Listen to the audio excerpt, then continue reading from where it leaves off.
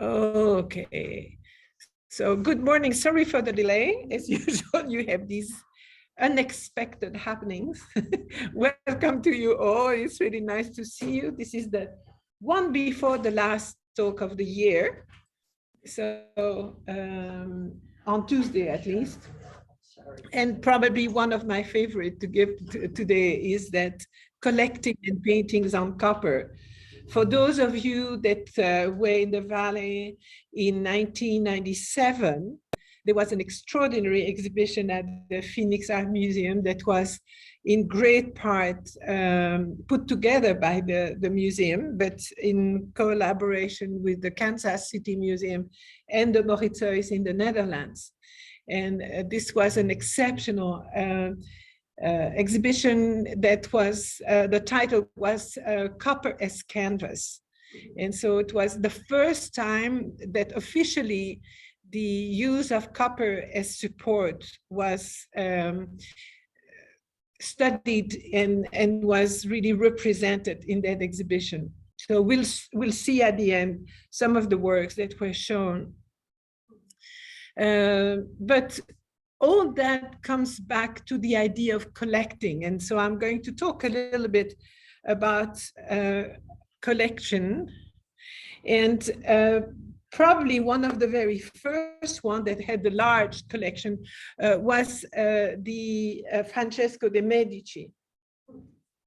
He had already put together a whole collection in that little vault that was a kind of an hidden room in the Medici Palace in Florence that he called the studiolo, the little studio. And then asked in 69, 70, he asked Vasari, Giorgio Vasari, to paint some panels in the room that were corresponding to many of the ideas that were surrounding these collections. So what you see there is what literally was called the Galleria, and the name came from there for gallery paintings later on, were in fact a series of cupboards. So you would open these panels and you had little drawers and so on where they could put all their collections of coins, medals, seashells, exotic seashells, any kind of small objects that they had. And then other of the cupboards had shelves where things were displayed. But as many of these things were considered very valuable, it was hidden in the palace and not everybody could get there. So the idea of that studiolo was interesting because it became very much the example of what we call the Teatro Mundi, the theater of the world. And this is really the principle that is going to guide a lot of the great collections, particularly princely collection, is the idea that they were putting around them that kind of encapsulating the world into that one room, where they had objects coming from everywhere, new, newly found objects.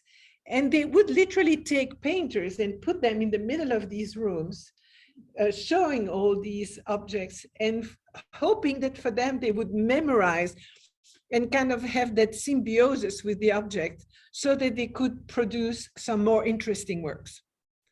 And that's why it was called the Teatro Mundi. It goes back, and for those of you, I know we have at least one doctor here, there is a link with the old medicine.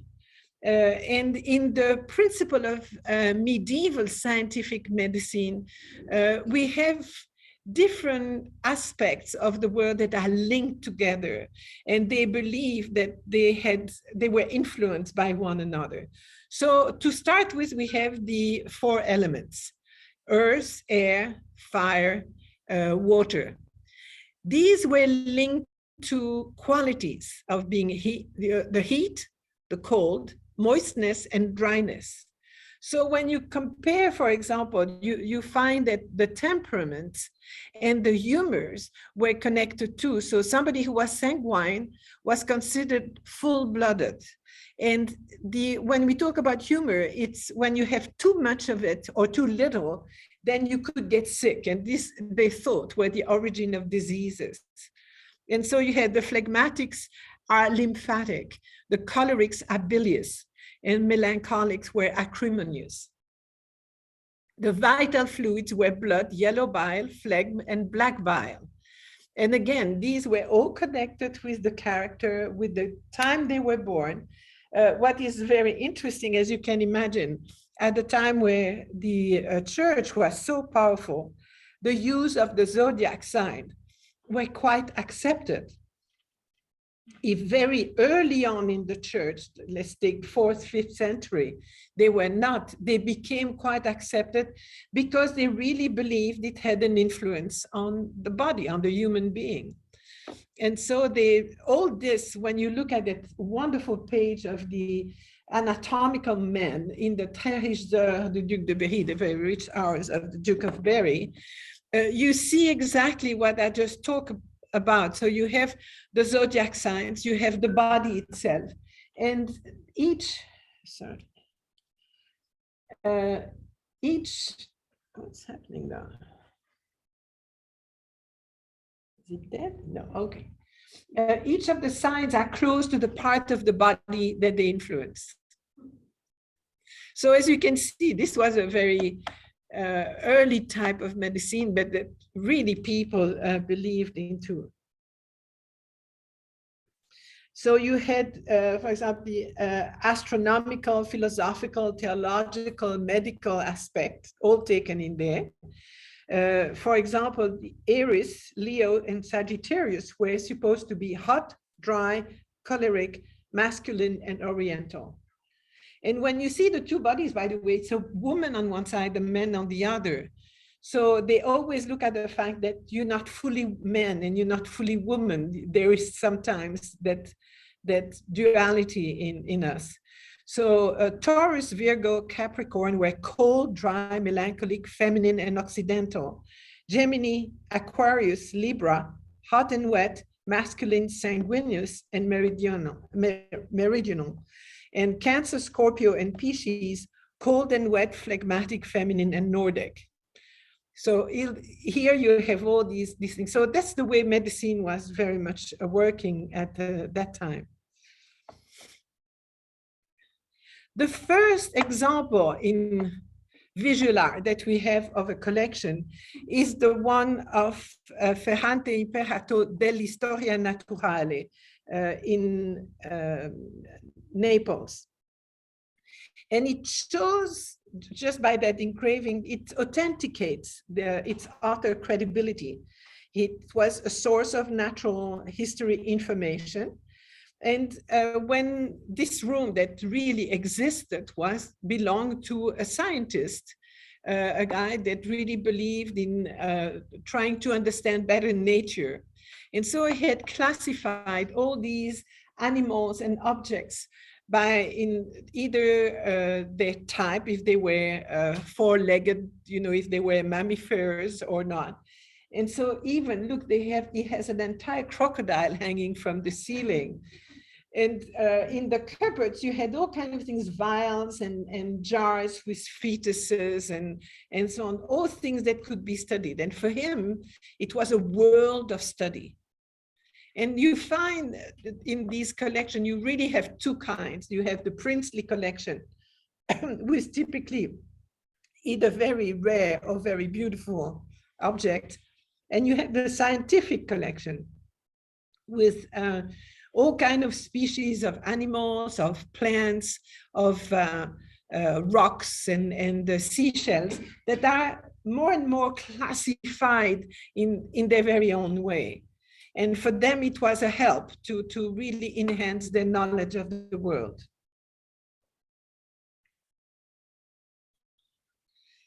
A lot is found in the literature of Francis Bacon. Bacon entertained the idea of the universe as a problem to be solved, examined, and meditated upon. And so in his method, he wanted to collect data. He wanted to interpret them in a very judicious way.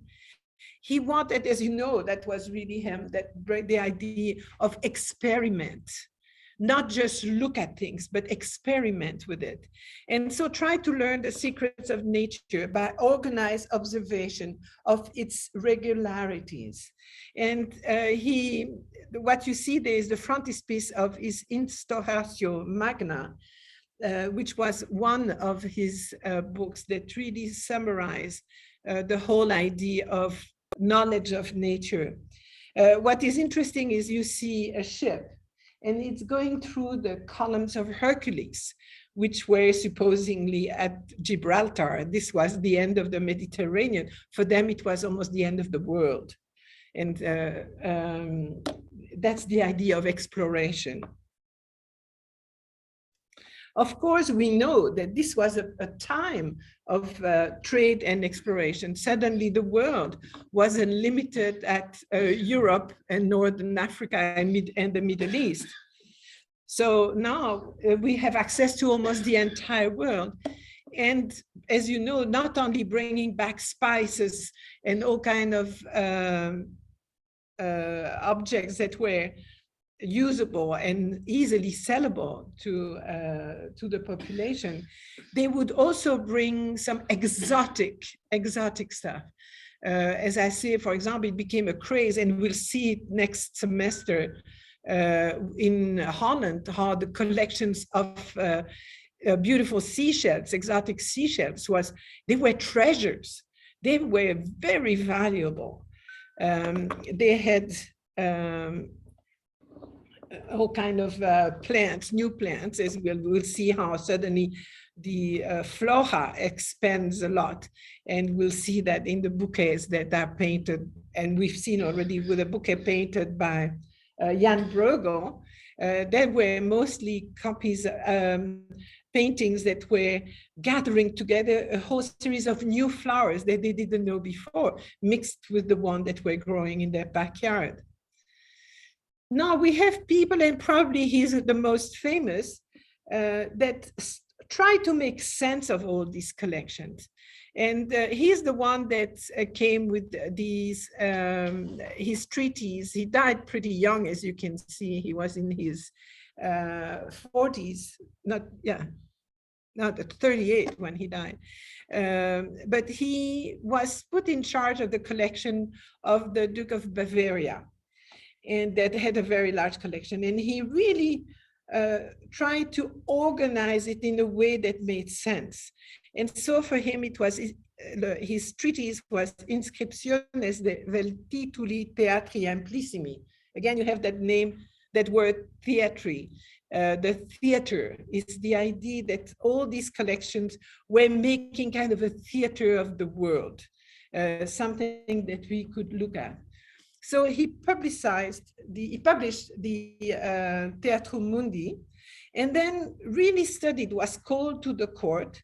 He was, by the way, he's a Flemish person born in Antwerp. He was a physician and was called to the court of Albert of Bavaria, and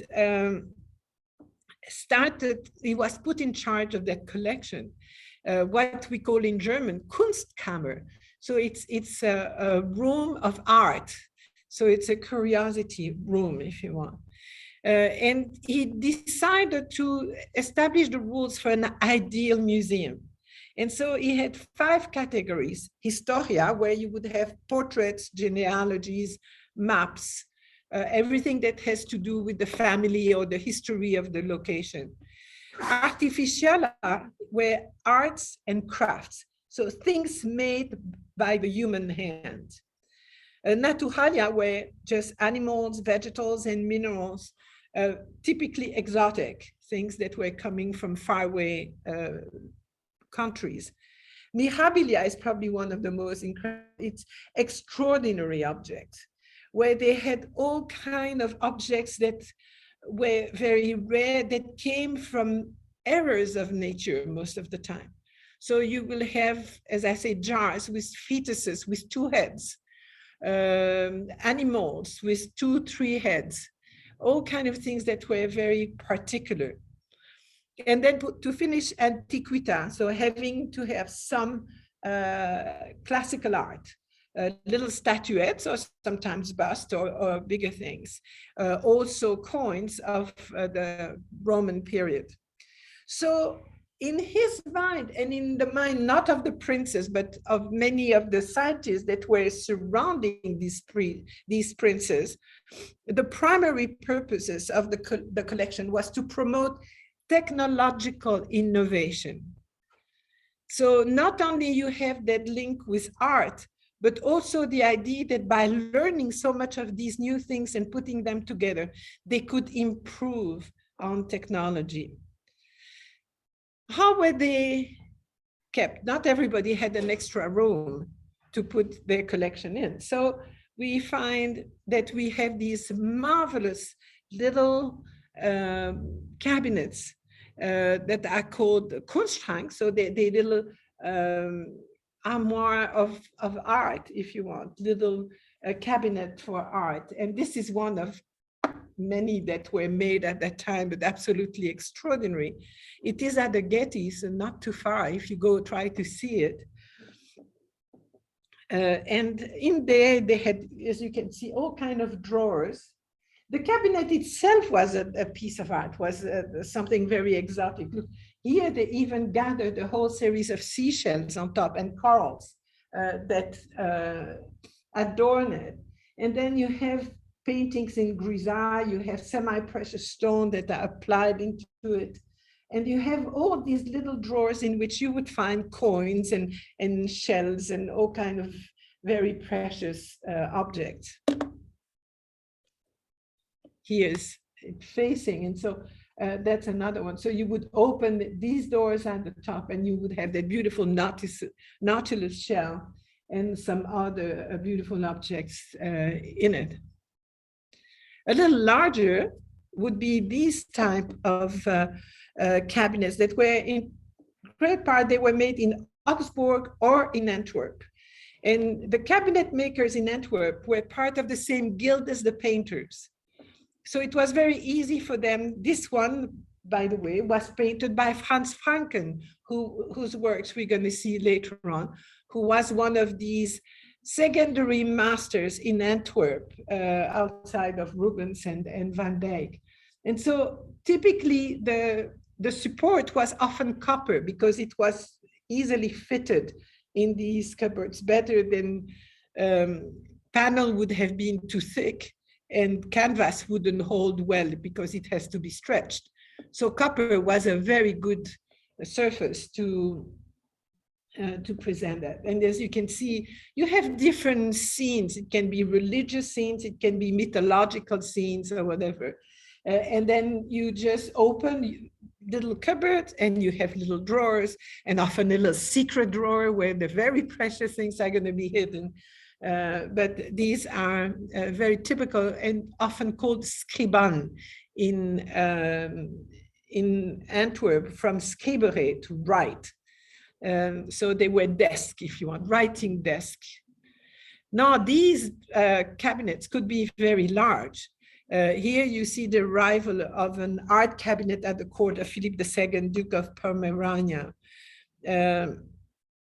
So these would contain, of course, much bigger objects, and they were more spectacular too. As you can see, it had its own feast of arrival, that kind of big welcome where the crowd is gathered to admire that extraordinary cabinet.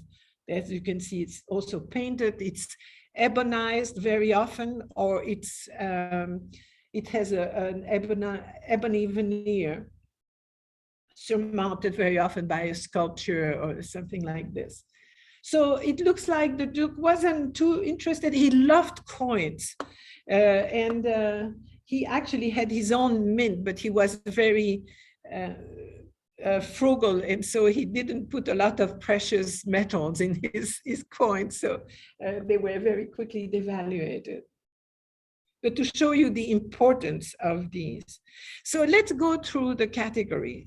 Historia, as we said, these would be family portraits of these princes, or historical facts that happen to them, maps that they would have used. Yeah, I just picked up two.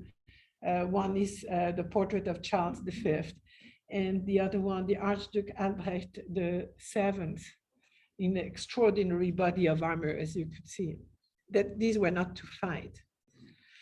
Probably some of the cutest are the artificiella. And here you have on the right, the Dresden cherry stone. And these were objects they loved in the artificiella is the incredible skills of the makers. Now, believe me or not, that,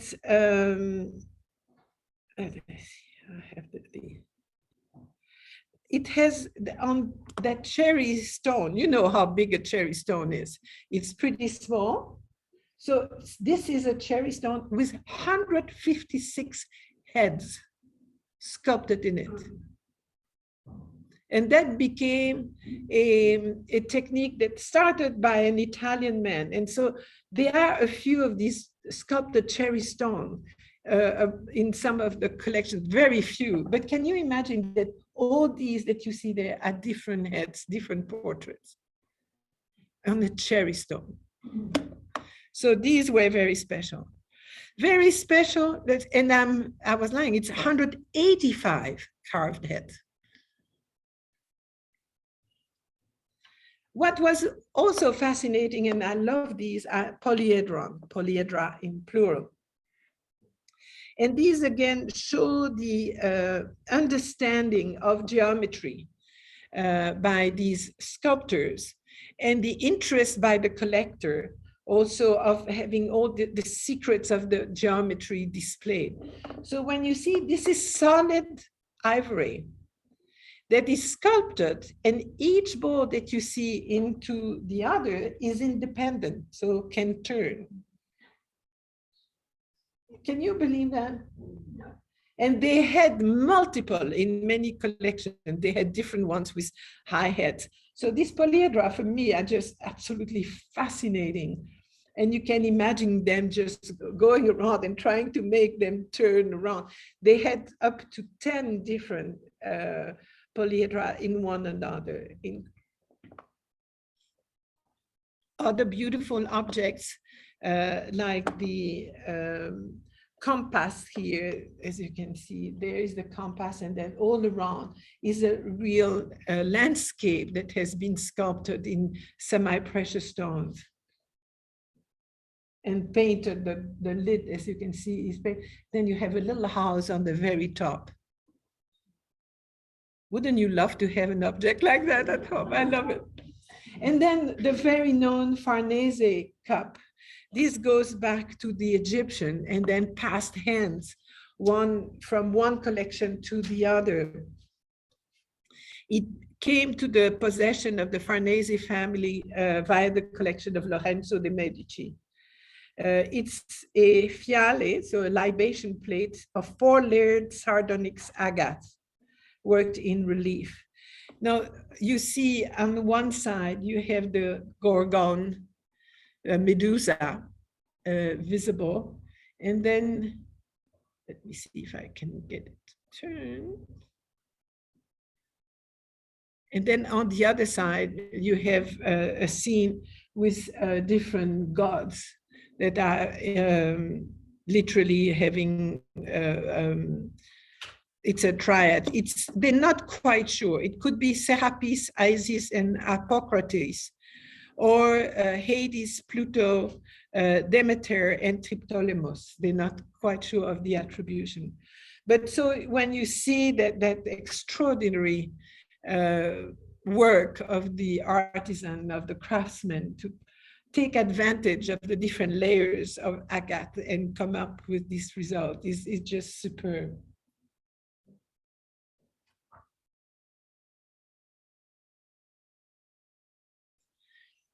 Other works that would be found, this is a horn that has been totally covered with gold, and would be a drinking, ceremonial drinking horn. So this is if they had a treaty or whatever, this is where they would drink in.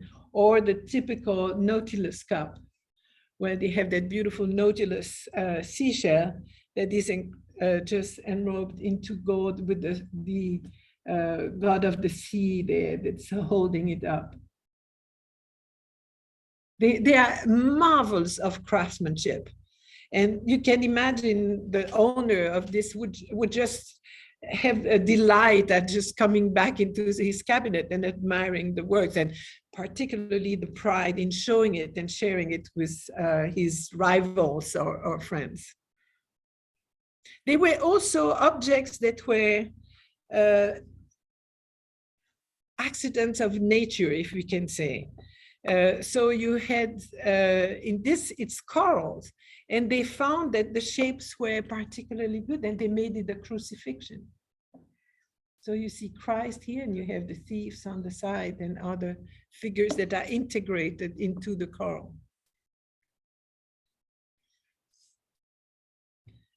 Amber was also a material that people really respected and really relished. This casket is about this size, and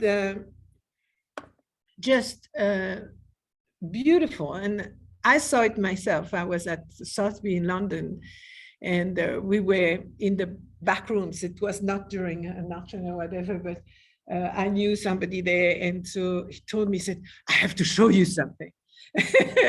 And he took me into a room, and it was a room with a nice window. So the casket was sitting in the middle of a table. And when he opened the lid, you could see, you know, amber is it's translucent. And so once you open the lid and you, with the window, the natural light, you could see through the casket. That beautiful, rich honey color of the amber is absolutely superb. And each of the panels is sculpted in two different scenes.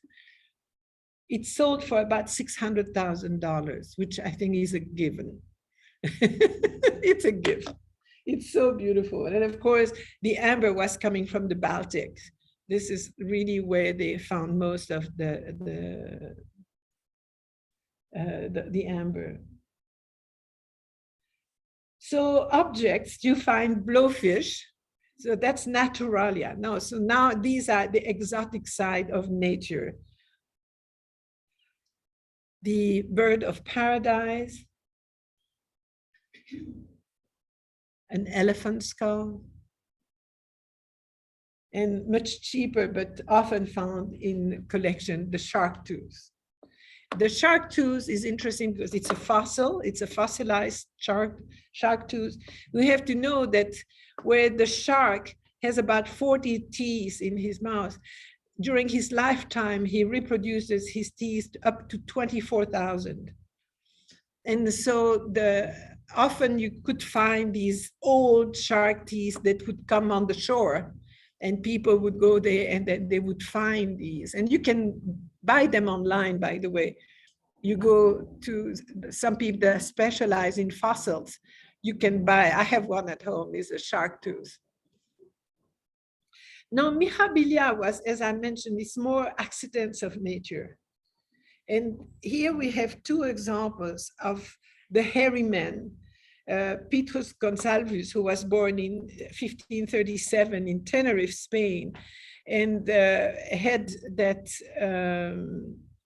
disease that made him get very hairy, but on the entire face, as you can see. And so he was painted, and because he was considered so bizarre. There are women too that are found with the hairy women. So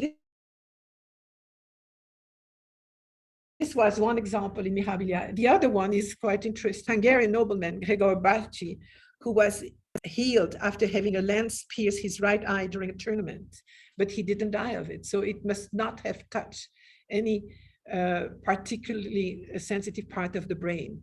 So this was considered as mirabilia. Also, the importance, and it's still nowadays, as you know, rhinoceros horns are considered by many as very potent medicine. And so this is actually a rhinoceros horn turned into a cup. And then on the right, you have the narwhal horn that they believed was the unicorn horn. And so having a unicorn horn in your collection was something extraordinary, when you know the importance of the unicorn. Antiquita, so just anything that goes back to the antiquity. It could be small statues or busts or coins that go back to the Greek, the Romans, or Egyptians. So you can see the diversity of these collections. And I'm talking here princely collection. I'm not going through the scientific one, because then it's a no end before you can find, but it's really interesting. We'll see in a minute a collection that was then bought when the scientist died. The prince of the king of Denmark actually bought his collection to add it to his princely collection. So he had a total collection, scientific and princely. One that had a wonderful collection and really attracted a huge amount of people in his court is Rudolf II, very strange character. He became the emperor, and he though he was born in Vienna on the, oh, I didn't know, it's my birthday, 18th of July. I didn't even see that, but 5052, a few hundred years before. He became emperor in 1576, and then moved the Habsburg capital from Vienna to Prague in 1583. He's really the one that made Prague what it is nowadays, that gave it the importance that it has nowadays. He loved collecting paintings, older masters as well as contemporary artists. He commissioned decorative objects of all kinds, and in particular, mechanical moving devices. What you would have, these automaton and all these things that were possibly put together. He patronized botanists, astronomers, as well as some of the best scientific instrument makers of the time.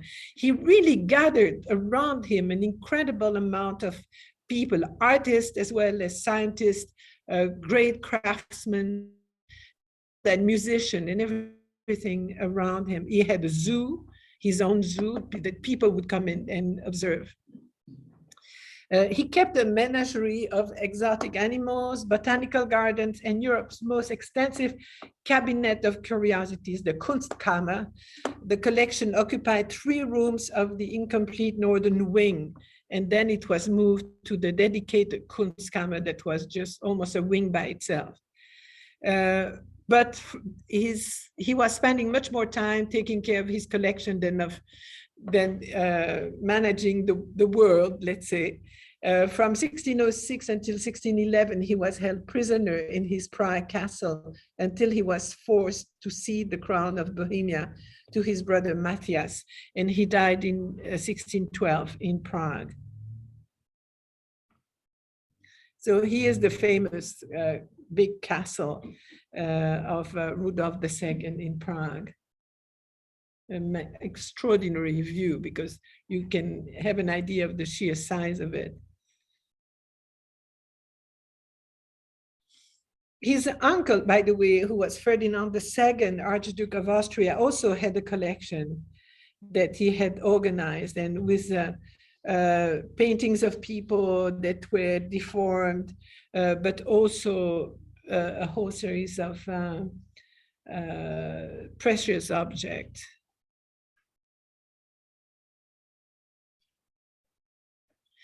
He was the one who really launched the career of Arcimboldo. Arcimboldo made these incredible faces, these portraits made of objects. So you have on the left autumn and winter that were part, of course, of a series of 4 faces made with objects that were relevant to the season. And so you can see in winter, it's twigs, and there are a few of the only plants that were growing during the winter, but very typical of it. And then you have here in autumn, a whole series, you have animals, you have deers and so on that make these faces. On the right, you have earth and water, and again, objects that are relevant to these part of the universe. He also had, this is one object among many that he had, at the celestial globe with clockwork. And that goes back to the idea of mechanical objects. So it was a clock, but also a sky, just a map of the sky. And it's just absolutely beautiful, made for him. Unfortunately, the problem is once these people disappear, and typically their heirs are not as interested in the thing. In his case, he didn't have any heirs, and he was very controversial. So most of these pieces were spread, among other collectors. One that you can still see, it has been rebuilt after the war, after being bombed, is the Greenwall, the Grünes Gewölbe in Dresden. And this takes a whole wing of the Dresden castle, a whole series of objects. The reason why it's called Greenwall is the original column had the bases and the capitals made of solid malachite.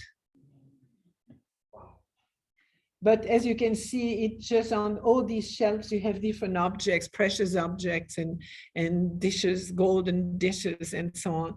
And then you have, it's a series of 4 rooms juxtaposed. So you just go through it with all the collection that has been reconstructed after the bombing of Dresden that was flattened at the end of the war. Now, a more scientific collection would be Ole Worm, and this is in Denmark.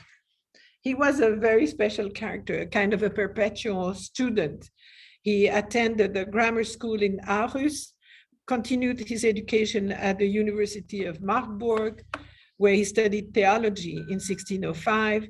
He received his Doctor of Medicine degree from the University of Basel in 1611, and received a Master of Arts degree from the University of Copenhagen in 1617. And the rest of his academic career was spent in Copenhagen, where he taught Latin, Greek, physics, and medicine. He was the personal physician to King Christian IV of Denmark. And so he put together that room, and you can see again all kind of very special animals that are that have been mummified, if you want. And then on all the shelves, you have series of either animals or objects of all kind of botanic objects that could be part of that collection. And so it became a Musée Wormiani, as you can see, the history of the Museum of Worm. That is the collection after Ole Worm died that was bought by the king and assimilated to his own collection. Another collection you can still visit is in the one in Halle in Germany that was begun by not a prince, but August Franke in 1598, and was catalogued and installed in cabinets later on by the owner, then Gottfried Gundler, who was a painter, engraver, and a naturalist. And he then really shared the collection in different cabinets. And you can see here how you have objects, natural objects, as well as handmade objects. Some seashells, as you can see there. And then all kind of others. And that would be, and you have all the drawers that you can pull and have all the very small objects.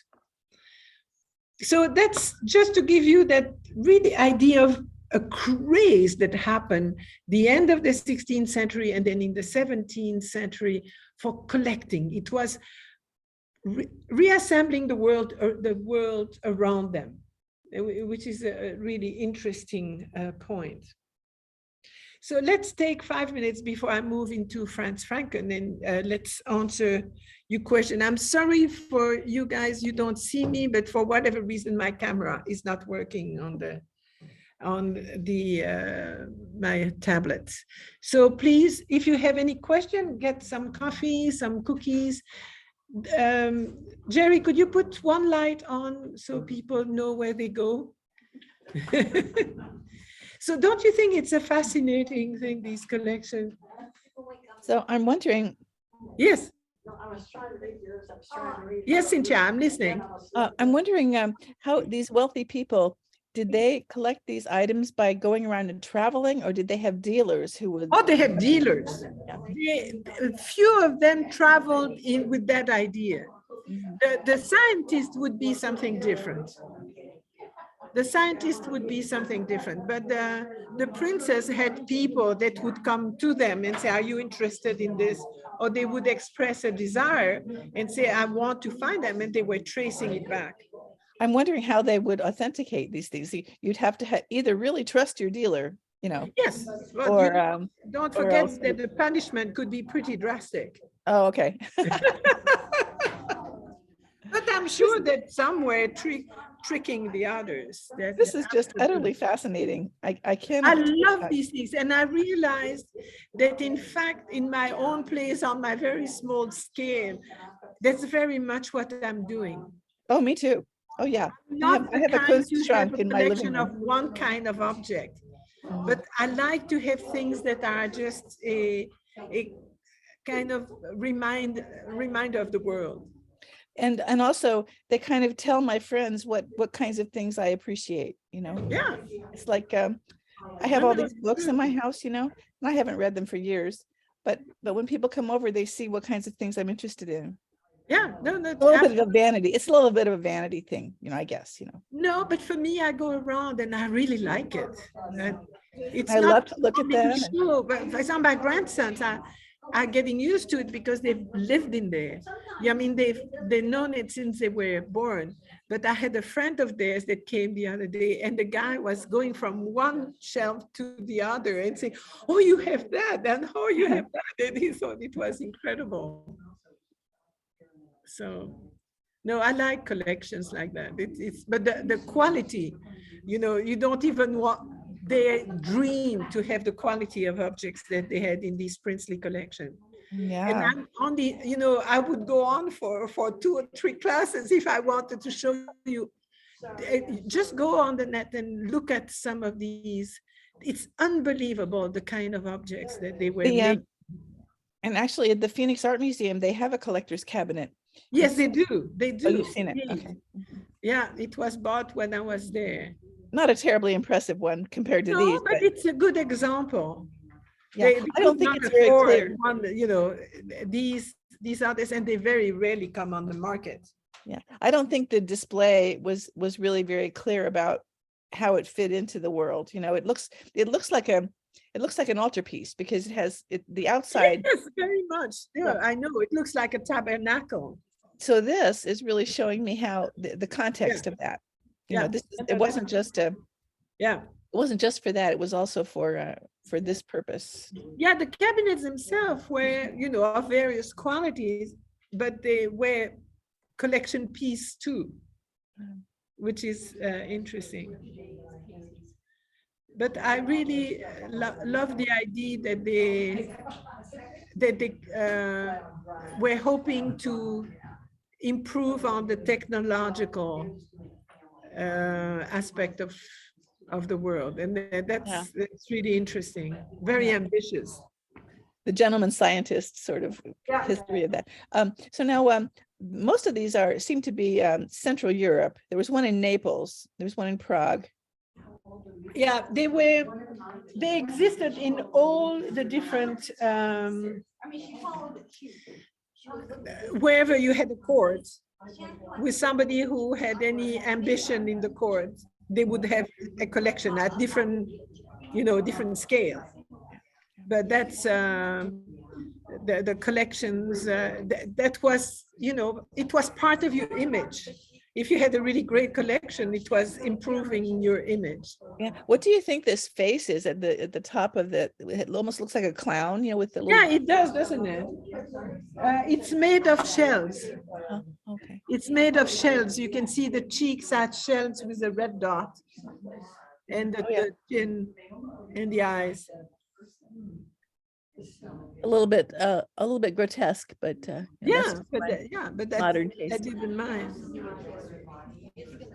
But they would have ostrich eggs, all kind of things that they were brought from the and these flowers underneath countries. Yeah. These flowers underneath the face, are those made of shells or are those painted?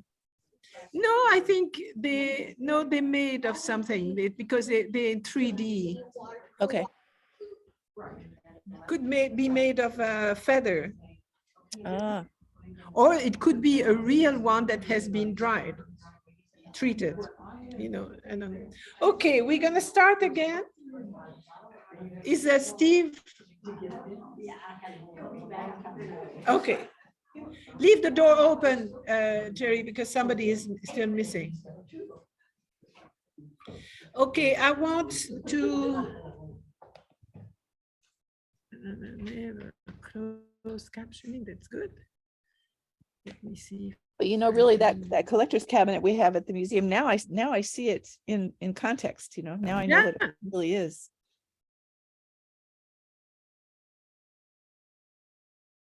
That's good. Okay, I'm muting you. We can talk at the end.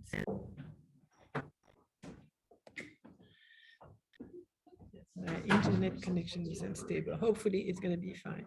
Okay, so I wanted to talk about the Franz Franken, because he's important in the way he's going to start a new type of painting in Antwerp in the early part of the 17th century. And we'll see that. He was contemporary with Rubens, but never did the same kind of painting as Rubens at all. No huge altarpiece or whatever. He, most of the time, except at the end of his life, he restricted himself to what you would call cabinet paintings. And these cabinet paintings were kind of a mid-size, about, let's say 4 feet by 3 or so, or smaller ones that would be set in smaller rooms and done with incredible details. And so that the collectors could come close and literally they would have discussions about what is represented. It was the television of the time, if you want, but not moving. He is, just as the Bruegels were, part of a family of painters. And so you can see that his, Franz Franken we're going to talk about is Franz II, son of Franz I. And we know that all these were painters. His uncles, father and uncles were painters. Himself and many of his brothers were painters. And his 3 of his children, he had more than that, were painters as well as his grandson.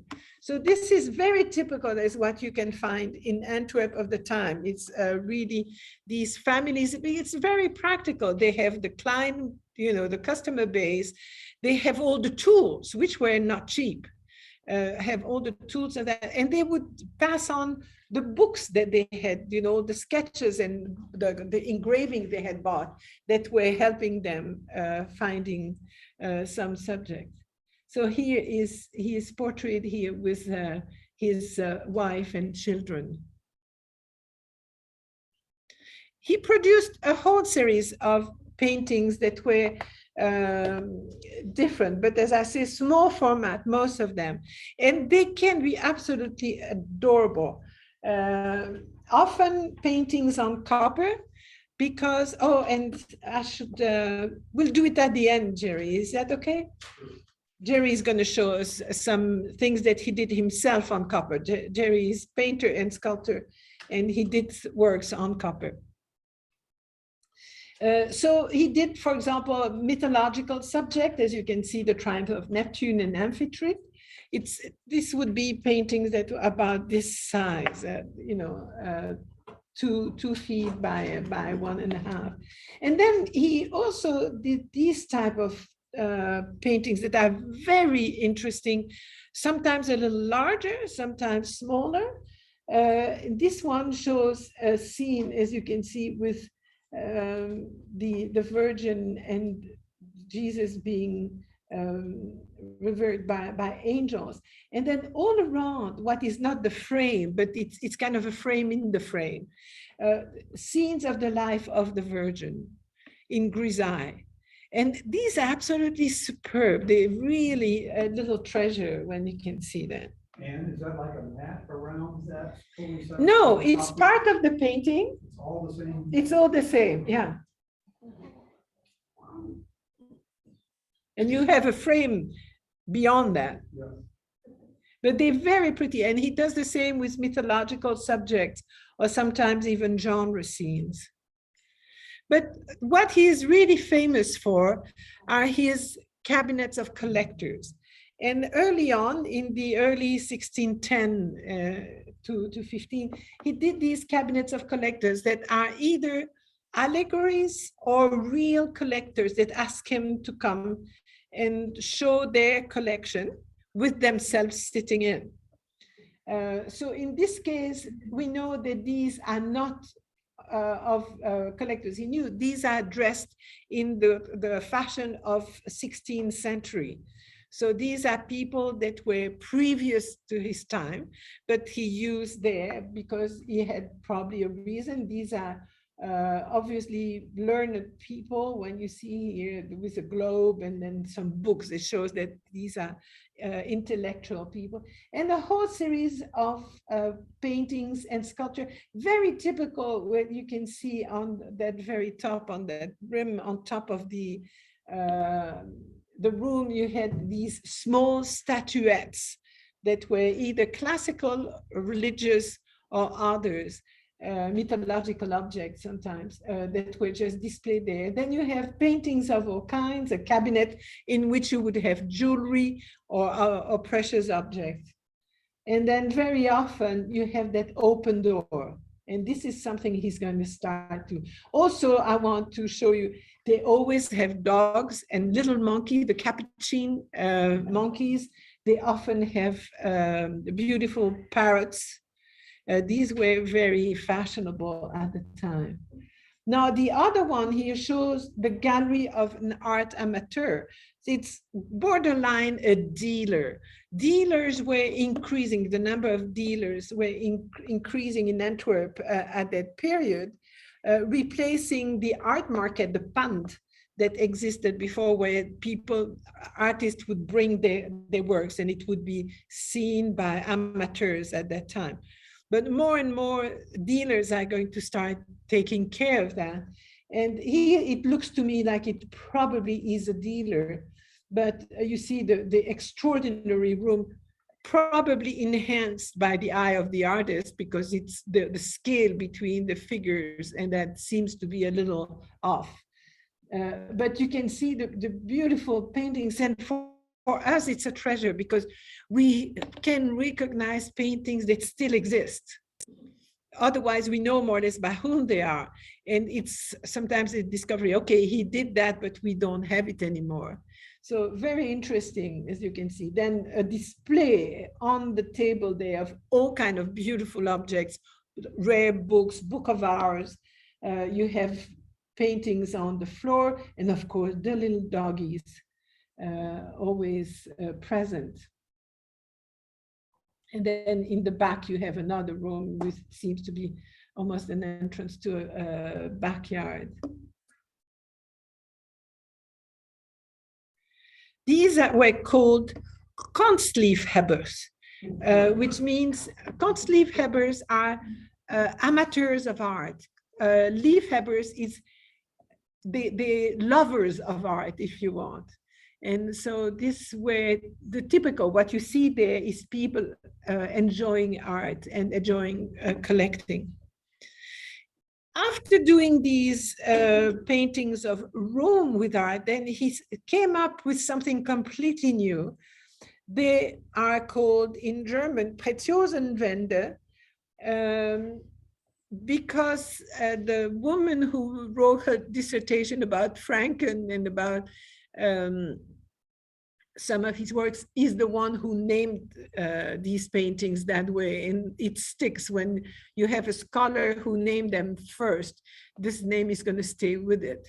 So this means wall with precious things on.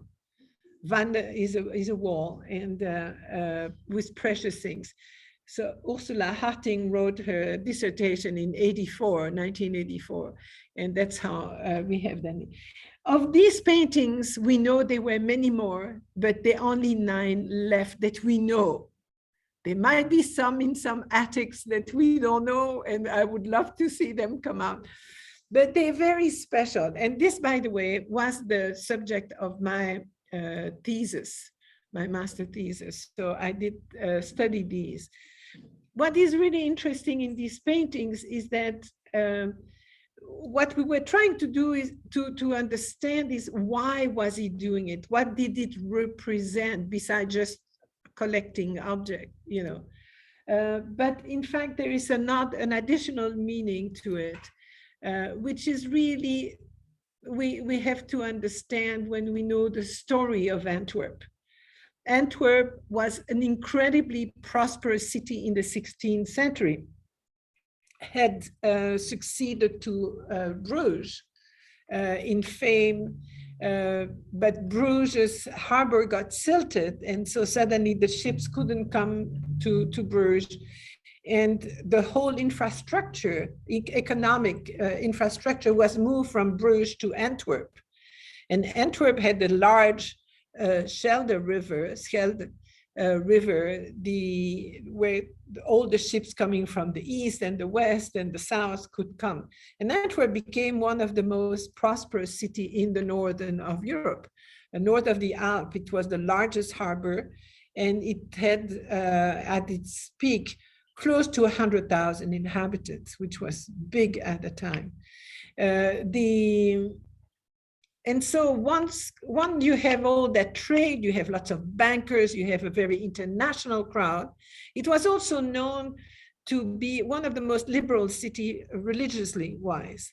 It was religion wise. It accepted Jews, it accepted Reformed Church people, Lutheran, Anabaptist, and everything you could imagine. Until Philip II, when he succeeded to his father, decided he was very Catholic. He didn't know the Low Countries. His father was born there, but he was born in Spain, didn't know it, and all he could see is money. And it was the richest place around. And so he said, I need money, because they had spent all the money of the new gold that was coming from the New World. And so he said, we're going to increase the taxes, but also we want them to come back to Catholicism.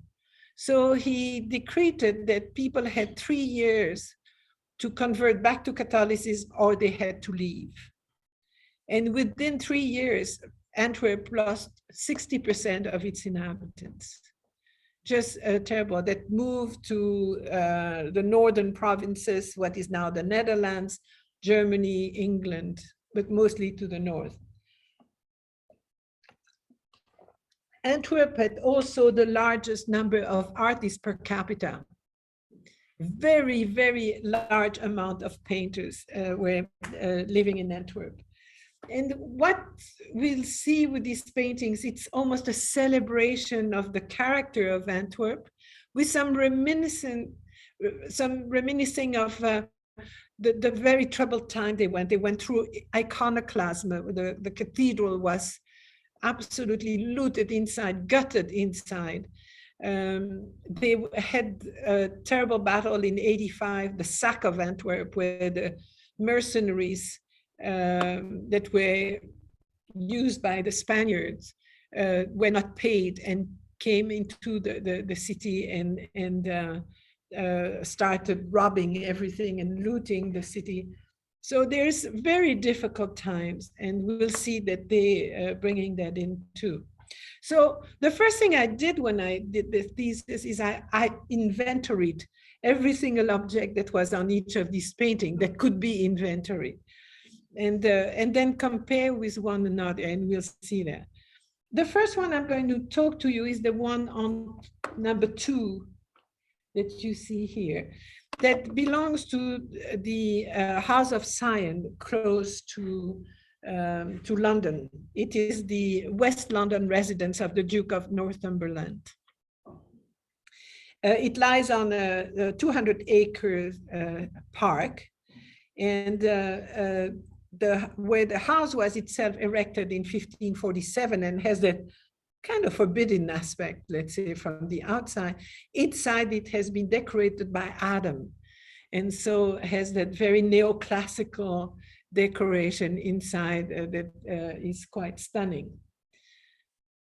So I decided, as I knew there was a painting by Franken there and that I couldn't get a decent picture of, otherwise, I decided, as I was in London visiting, I said, okay, I'm going to go to the House of Science and try to see the painting myself.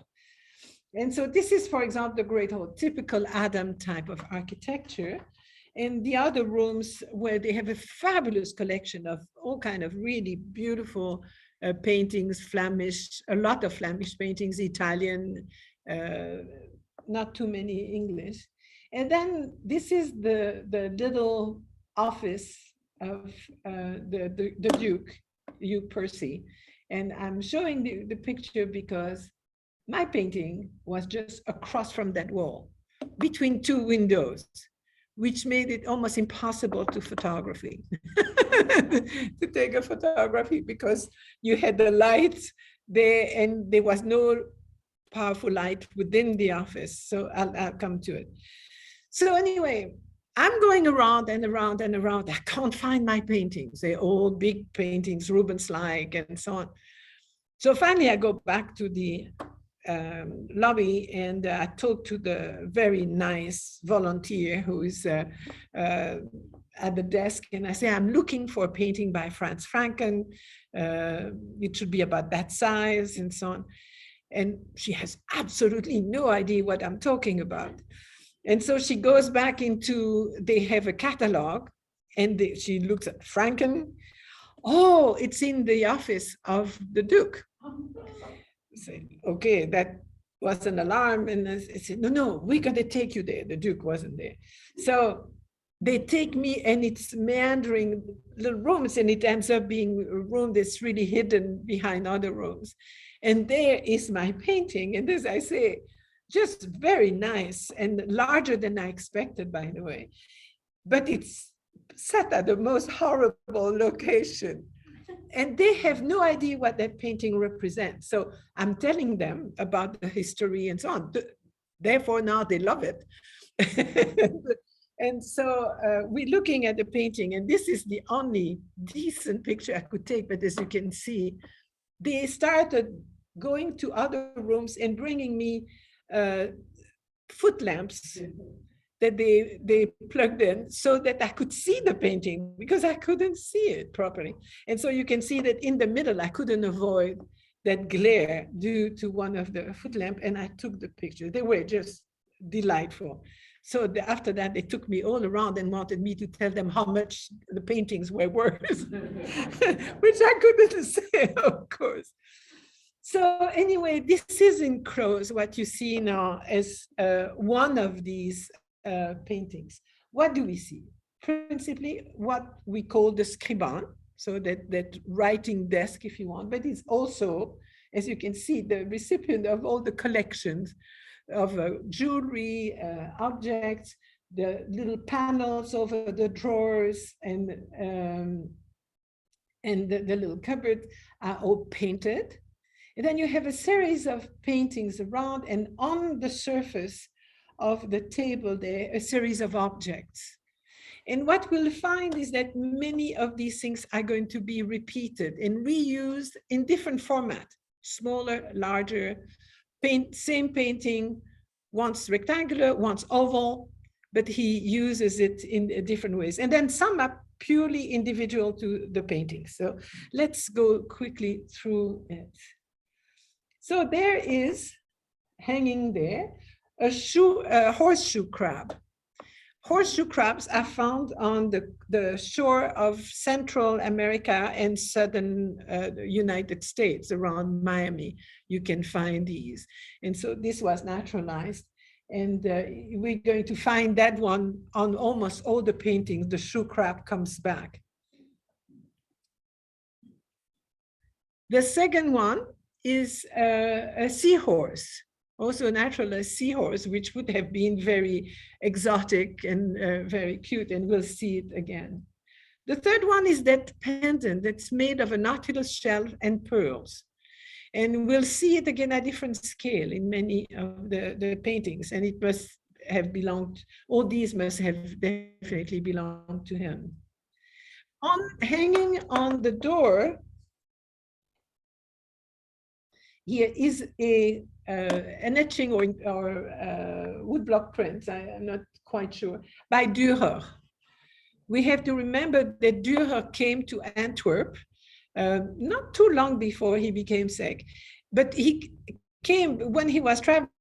He always had a large stack of his engravings because they were selling very well. And that was a good income for him, far more than a painting. Just a painting that would take him a lot of time to make, and it was individual, it was just unique. So this is an engraving that must have belonged to him, that shows the Frederick the Wise, who was the elector, I think, of Bavaria at that time. Very typical face. And we know that he had it because he reuses it, but part of a book in another of his paintings that shows an allegory of painting.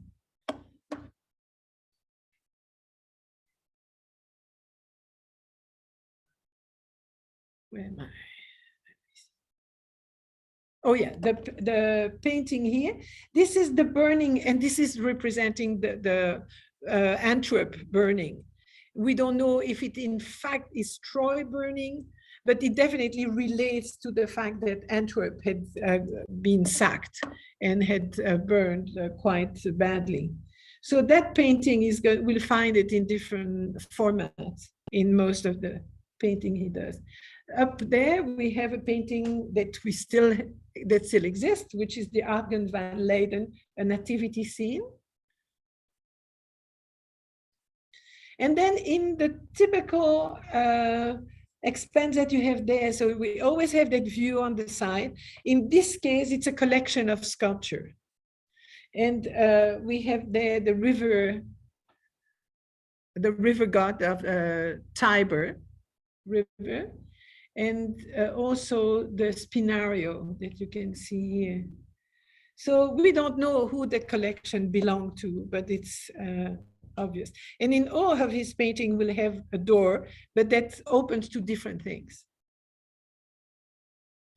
So the other one belongs to Her Majesty the Queen Elizabeth II. So I assume it's a collection of Charles III by now, I assume, I don't know.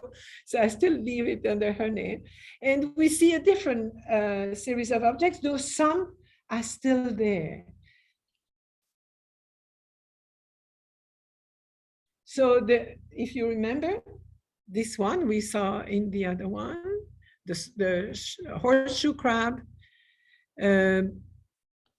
For the first time, we see a shark tooth, and we'll see it again. So it shows that it had some value at that time. The seahorse.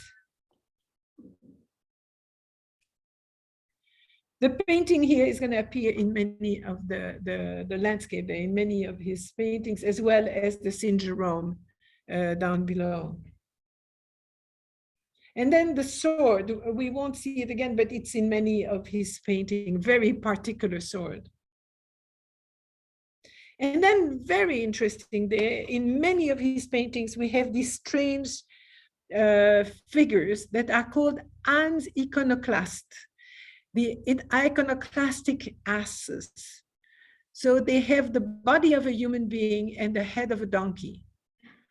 And it shows them demolishing science and art. And they really an image of the iconoclasts that came and damaged Antwerp and so many cities around Europe. By the way, it's by far not only Antwerp, but they call Hans iconoclast, iconoclastic assholes, as you can see, just demolishing musical instruments, science, object, and art. And that was obviously very highly resented by Franken.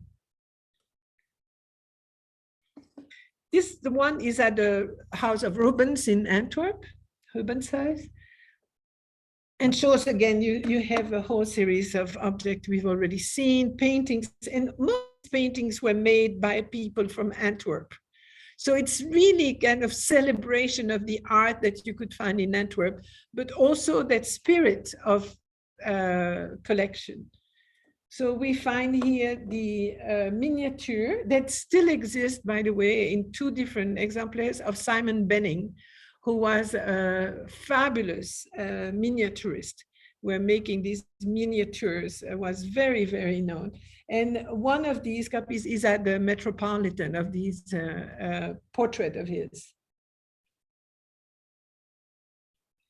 A medal, a very known medal at the time that represents in profile what they call the conjoined bust of Henry IV of France and Mary de Medici, and medal that had been sculpted by Guillaume Dupré, who was a novator in medal making in France. He's the first one that came with such incredibly beautiful medal. A medal that was important because it was also not only belonging to Franz Franken, but another of these medals was given to Rubens when he made the series of Mary de Medici cycle.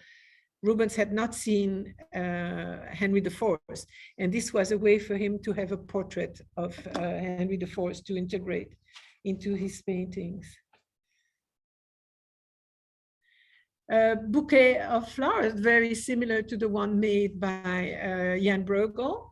And here we have that double meaning that we see Franken integrating a bouquet.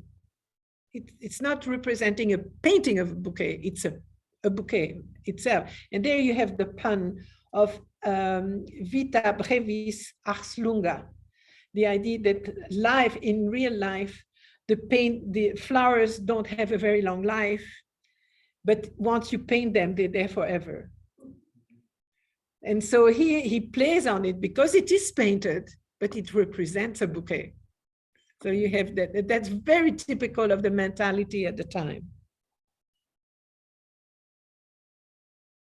The little pendant you see on top, the seahorse, and then an interesting object we're going to see a few times, it's a Chinese lock that was very exotic at the time. And in the background, we have the Hans iconoclasts that are demolishing knowledge, if you will. The same landscape we saw before. And on top, but in oval form now, the burning city. In the Kunsthistorisches, and again, these paintings were definitely quite appreciated by people of the time.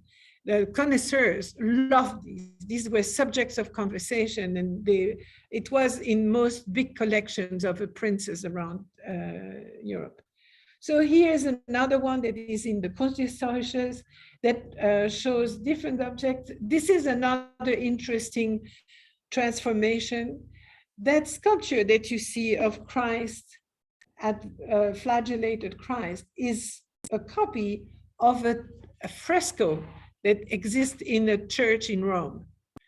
And so he has transformed that fresco into a statue that is painted there. The profile there of Ortelius, who was the great map maker, the great made some of the most superb maps of the time. This is a portrait of Franken himself that integrates himself in the painting. And then we have different objects again that we'll see. We have also a Gerhard David portrait of a goldsmith that still exists. And then the Dominican with the rosary. We know that the Dominicans are the one that favored the use of the rosary, and it's going to reappear in many. So we have paintings we've seen. As you see, the Sack of Antwerp is now a much larger painting. And we have the shark tooth, the lock, the pendant that is by now very tiny, and the seahorse. And in the background, in that open door, we have people of the 16th century discussing maps and travel.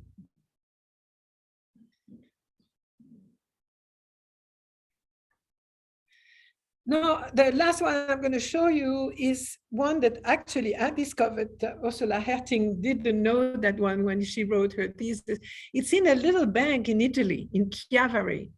And it's part of the collection there. And again, it has a whole series of objects that we've seen before, plus new ones. The portrait of the Dominican, the portrait of Franken, where am I? The lock, the tooth, the medal, the shoe horse, the horseshoe crab, the seahorse, etc., etc. These paintings were so popular that when the king, the prince Vladislav Sigimundus Vasa came to Antwerp, he visited the workshop of Franz Franken. And when he went back to his palace, he commissioned a French artist, Etienne de la Hire, to do the same with his own collection. And so this is a painting that shows, again, the collection, but this time with works that belong to the prince. Another painter who didn't paint very long, but did these wonderful works. There's one in the Rubens house in Antwerp. There's one in Baltimore museum. It's a much larger type of painting because it contains a lot of things. And here it shows the collection, gallery of art of Cornelius van der Geest, who was a known art dealer in Antwerp. And you have here the Archdukes Albert and Isabella, who were the governors of the Low Countries at the time, talked to by Rubens. You see him here. Cornelius van der Geest is here. And then somewhere behind is Van Dyck. And you can, if you knew their faces, you can recognize old painters that were contemporary at the time that are discussing the collection, looking close, looking at the collection of sculptures. And here we can recognize most of the paintings that are on the wall that are still extant.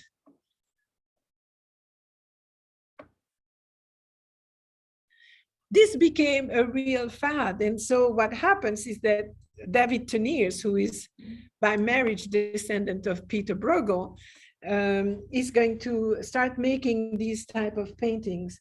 And this is the collection of the Archduke Leopold Wilhelm of Austria, who was governor of the Low Countries later on, and whose collection is a great part in the Kunsthistorisches in Vienna. It's some of the bays. He had a huge collection of art. And you can imagine for us to see, we look at this and we know, oh, that's a Titian, and that's another, these are also Titians. And we can go into that and then know, okay, it went through his hand, and then he took them back with him to Vienna when he moved back to Vienna. Just incredible works. As you can see, the Archduke is there, the only one who can keep his hat. The others have to take the hat off in his presence. And the little dogs, always. That's another. There is a series about 5 paintings of his collection.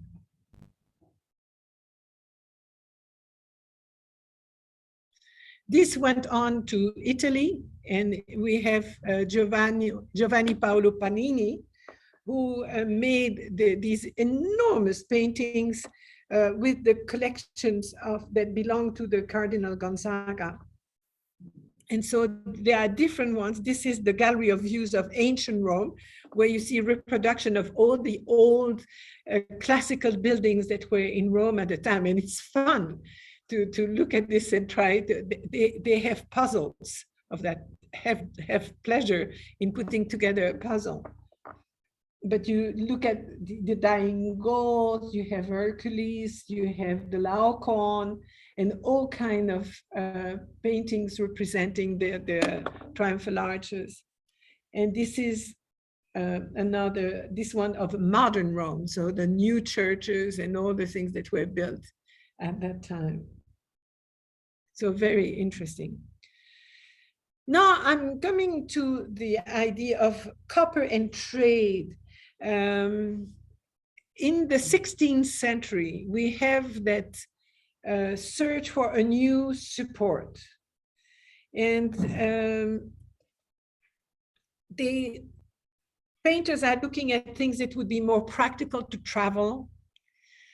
Panel is going to be very sensitive to changes of temperature and humidity.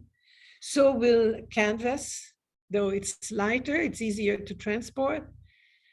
But they're trying to find something different. And so they look at marble, alabaster, slate, silver.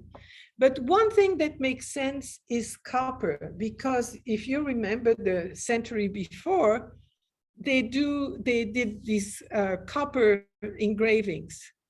So they know already how to get a sheet, a copper sheet that they can use to print the engravings. Why not trying to do something on copper? Okay, the problem is, you know, a copper and you put a drop of water or any liquid on it, it's going to stay there floating on top. You can't get it to flatten. So the whole idea was how to do it. There are lots of treatises that talk about techniques from going back to the 7th, 8th century. We don't have exactly the sources on how they dealt with copper, but we believe that, for example, they would rub garlic on copper because garlic sticks and it evaporates. So once the painting is on, no problem. It doesn't smell garlic. You can go to next to a painting on copper. It doesn't smell garlic. But this is supposed to be one of the ways they did it. So also they were improved in mining copper quite drastically. Therefore, it increased the availability of copper, mostly coming from Central Europe, and it reduced the cost. Also, there was a change in taste. As I mentioned, people started looking at smaller paintings that they could put in smaller rooms and enjoy looking at all the details. And as the surface is so smooth, you have the incredible dazzling effects, and you don't have to deal with the weaving of the canvas or whatever, or the vein of the wood. You have a very beautiful, shiny surface, and you can paint in tiny details without having to fight with these other things. Easier also for miniatures because you can cut it. You can't stretch a small canvas.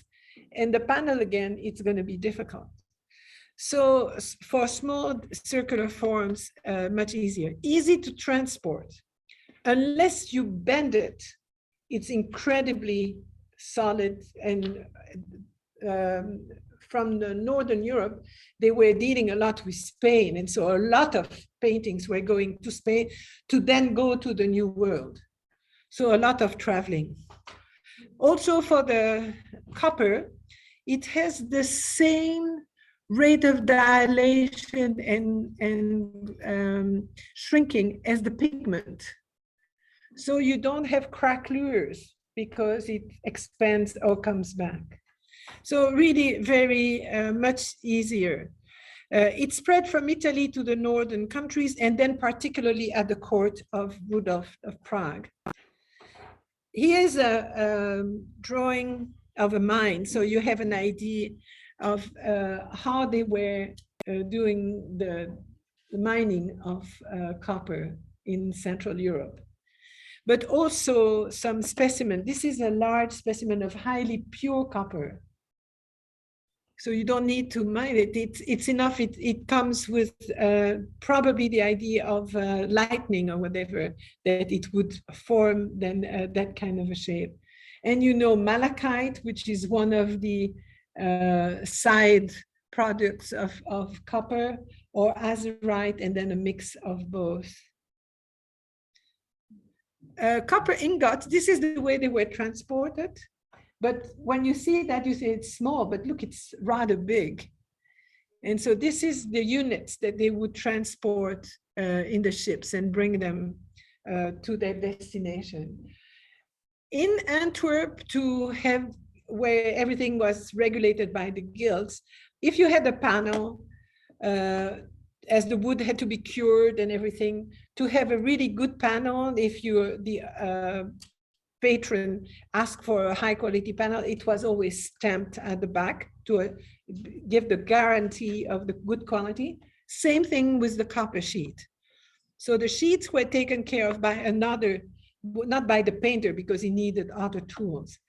And the way they would flatten the sheet coming from the ingots was either by hammering or rolling or both. And this is an example where you can see it was rolled, but it was also hammered. In some of the paintings and this is a painting on oil, on copper, that is made together by Jan Bruegel and Peter Paul Rubens, you can see that the tools that were used to make the copper sheets. That's part of the whole display. Or in another one by Jan Bruegel II, the young, you have here, as she is the allegory of painting, you have all the tools of the painters at her feet. So you can see how they were putting the pigment in little shells and so on to have it ready. And here are just a few of the paintings, many of them that were part of the exhibition. Early on, Paul Brill, who spent a good part of his career in Italy, painted on copper, very much in the same manner, showing that atmospheric perspective, moving from green to blue at the end.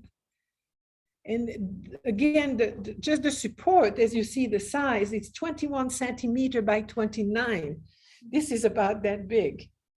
And so you're able to put so many details because of this very tight surface. This one by Jan Bruegel was at the exhibition and shows the landscape with the young Tobias. And as usual in these type of paintings, the Tobias is very barely visible. There he is with the angel at the river looking for the coin he's going to, or the thing he's going to find in the mouth of the fish to cure his father from blindness. But again, one of kind of painting you can look at. Here are some noblemen, and then you have peasants, and you can look at, try to understand the whole scene. Very different and very typical of paintings that were made at Rudolf II in Prague is these paintings by Wittewal, who was a Dutch painter, mannerist Dutch painter, that has that abundance of nudes, all frolicking and doing different things of gods in the golden age. Or simple little still life by Ozias Beert, showing beautiful little patisseries and biscuits, cookies, and then oysters, and just very nice little details. Rembrandt tried himself once at copper with the men laughing. It's oil and gold on copper. And you can find the gold is in the teeth, where he tried to put a layer of gold just over the, and it's a tiny painting, really tiny. Franz Hals made this one by Samuel Amsing, who was a cleric. And what happens is that the copper, the light of the copper goes through the pigment, and you can see these paintings are much more vibrant than others. Teniers, the young, here with the typical Teniers. And then one of the largest is by David Teniers II, also of the collection of Leopold Willem. But that one is large, it's about like this. So it's, I don't know how they did. It was the welcoming painting at the exhibition. When you would come in, it was the first one to be seen. And in this painting, we can recognize close to 120 paintings that are known. Another by David Teniers, The Temptation of St. Anthony, which is done, it's a half Bosch like type of painting, where you see the temptation, the woman comes, and if you see, she has a tail and she has claws instead of feet.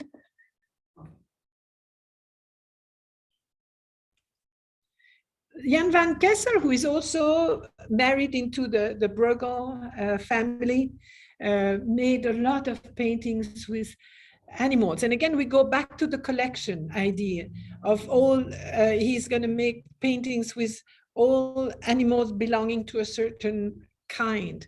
And it's the idea of collecting. So you have peacocks and swans, geese and herons. He did smaller ones of butterflies and insects, very pretty. And then very large series of paintings with different animals, all classified depending on what was known at the time. One of the most beautiful that was shown at that time of Hans van Mieris the Elder, the allegory of painting, and just appreciate her vestment, the dress in that changeant taffeta, which, you know, changeant taffeta is one that when you move it, you see another color. It can go from blue to brown because it's the way it's woven. And it's absolutely superb in the way he renders that texture. And finally, the dead hair, which is incredible. You look at him, look at the pearl of blood coming out of his mouth, and then the hair, you can almost touch it. It is so real. That one has also been equal to Christ, the death of Christ, because of many of the symbolism around the ivy and all the plants that are there. And I don't have the one for next. I didn't have the time. So I hope you've enjoyed these. I think they are absolutely incredible works of art, and you can understand how people wanted to collect and look close. This is not a painting you step 10 feet from. You are really called to look at them at a very close distance because you want to see the detail and the craftsmanship. So the next talk on the 29th of November is going to be an introduction to Dutch art and the art of Frans Hals. So the portraits. Jerry, can you put the light on? Thank you so much. Hold on. Why was copper abandoned? It wasn't.